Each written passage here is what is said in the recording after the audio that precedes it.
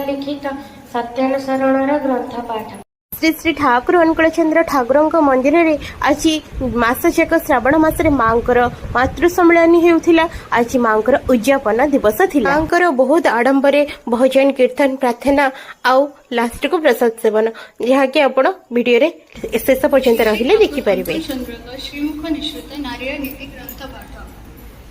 झियो मोर तुमार सेवा तुमार चालिबा तुमार चिंता देवी रचित नारीर प्रार्थना।